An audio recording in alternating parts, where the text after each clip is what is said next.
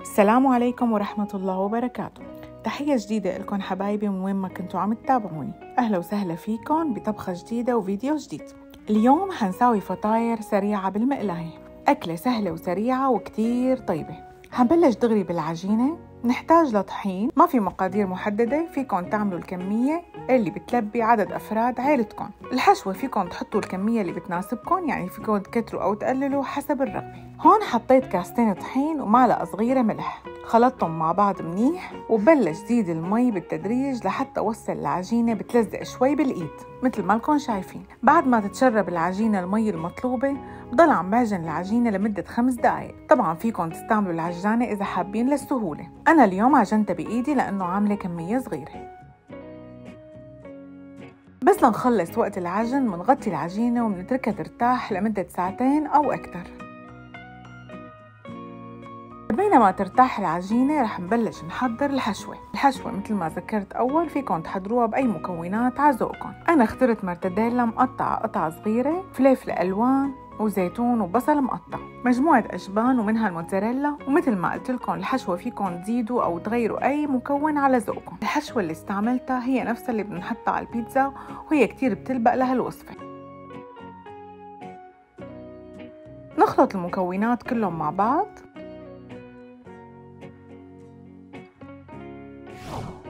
بعد ما ارتاحت العجينة منطلعها ومنحط شوية زيت على الطاولة ومنشكل العجينة بهالشكل الأسطواني ومنقطعها لقطع صغيرة.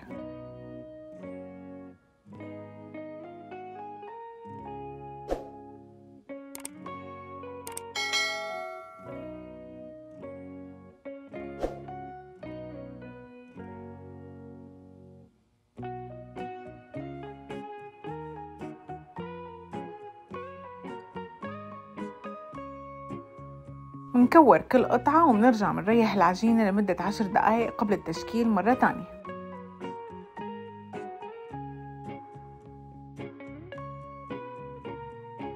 بعد ما ارتاحت العجينة منحط شوية زيت على طاولة الرق ومنرق العجينة، وما منحاول نستعمل الطحين للرق، الرق دايما بيكون بالزيت.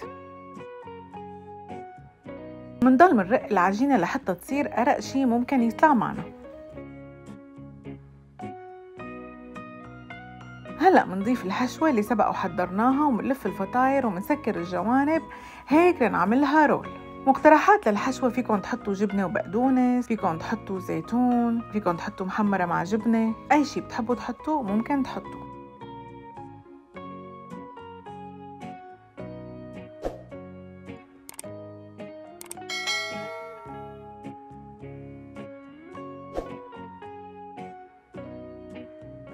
فينا ندهن العجينة بصوص البيتزا أو أي صوص انتو بتحبوه ومنلف بنفس الطريقة.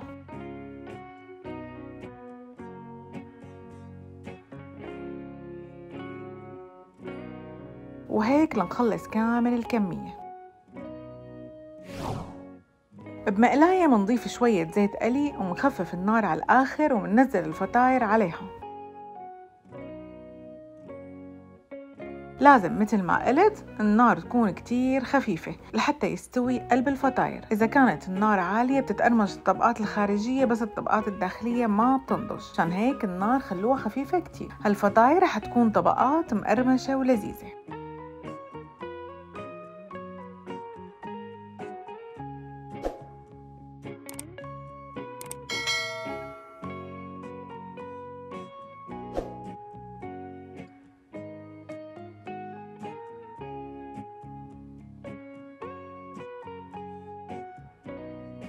منقلب الفطاير عدة مرات لحتى تتحمر بالشكل يلي شايفينه. الريحة بتجنن، الفطاير كتير طيبة ومقرمشة.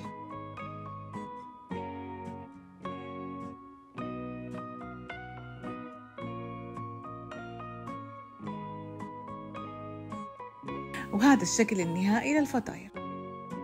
الوصفة سريعة والفطاير كتير طيبة وما بتحتاجوا وقت التحضير. بنصحكم تجربوها وتقولوا لي رأيكم بالتعليقات. هلأ حنقصها لنشوف الحشوة من الداخل والطبقات. هيك وصفتنا جهزت وصحتين وألف عافية. بشوفكم بوصفات جديدة. لا تنسوني بالدعم والشير واللايك وسبسكرايب والدعاء. بأمان الله. بشوفكم مرة تانية بفيديو جديد.